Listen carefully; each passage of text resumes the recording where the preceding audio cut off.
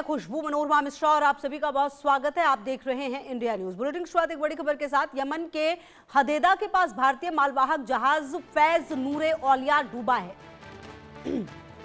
13 समुद्री मील दूर विस्फोटक बोट के हमले में डूबा है। भारतीय जहाज पर सवार 13 भारतीय समेत 14 क्रू मेंबर्स को सुरक्षित निकाला गया है।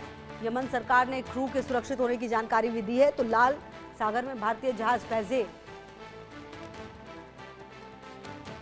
नूरे औलिया समुद्र में डूबा, ये जानकारी सामने आई। हालांकि 13 भारतीय समेत 14 क्रू मेंबर सुरक्षित बचाए गए हैं और रेस्क्यू ऑपरेशन के बाद बड़ा हादसा आप कह सकते हैं कि ये टलता हुआ नजर आ रहा है।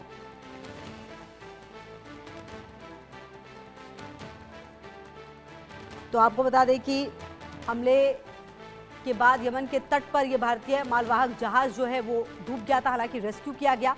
हुदैदा के पास विस्फोटक बोट से हमले का दावा भी किया जा रहा है। और कोमोडोर डीएस सोडी से रिटायर्ड जुड़ गए, मेरे साथ रक्षा विशेषज्ञ भी हैं।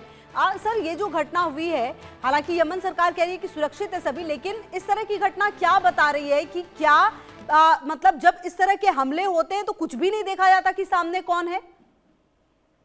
देखिए, जो घटना हुई है इसके बारे में मैं सिर्फ इतना कह सकता हूँ कि जब इस किस्म का कॉन्फ्लिक्ट होता है तो कोलेटरल डैमेज होते हैं। लेकिन एक बड़ा शिप जिसके ऊपर अटैक हुआ है, जो आप रिपोर्ट कर रहे हैं कि वो शिप जो है वो सिंक कर गया है, तो अटैक जो है किसी बोट से हुआ जो कि एक विस्फोटक से लदी हुई थी। ये अभी क्लियरली नहीं हुआ है कि ये कहाँ से ये बोट जो थी आई थी।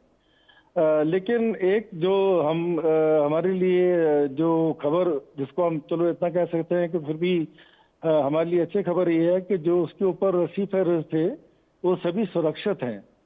तो ये जो हादसा हुआ है, ये आपने बिल्कुल सही कहा कि इस किस्म के कॉन्फ्लिक्ट में ऐसा डैमेज, कोलेटरल डैमेज होता है।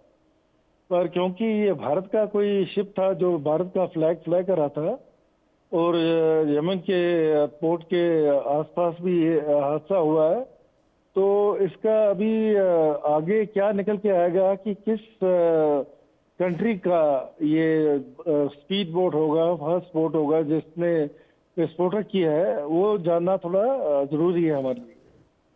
जी, अच्छा सर, ये जो घटना हुई है, क्योंकि कहा यह जा रहा है कि ये हदीदा बंदरगाह था और शहर से लगभग 13 समुद्री मील दक्षिण में ये लाल सागर में ये पूरी घटना, ये जो लोकेशन है सर, ये कितनी इंपॉर्टेंट हो जाती है?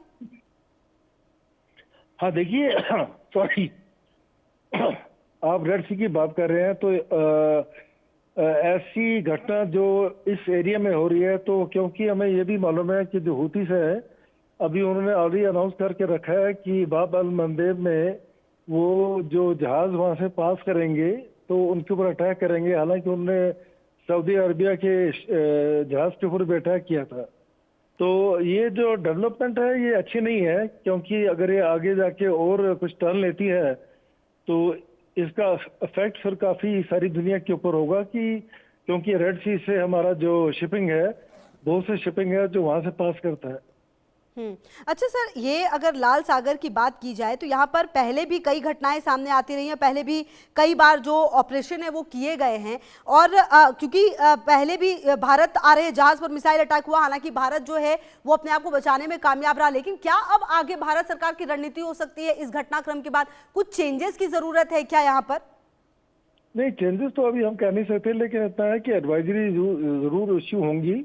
वो समय पे इशू होती हैं जब ऐसे हादसे होते हैं हमारी शिपिंग के लिए, तो वो हमारी तरफ से एक स्टेप लिया जाएगा और इन शिप्स को एडवाइजरी दी जाएगी कि किस तरीके से उनको अपना बचाव करना चाहिए और प्रिकॉशन लेने चाहिए। जी, बहुत शुक्रिया सर आपका मेरे साथ जुड़ने के लिए और बातचीत करने के लिए, शुक्रिया। बढ़ते आगे, ग्वाटेमाला में फुएगो ज्वालामुखी फूटा है और अफरा तफरी मच गई। देश भर में ऑरेंज अलर्ट जारी किया गया। आसपास के गांवों में रेस्क्यू शुरू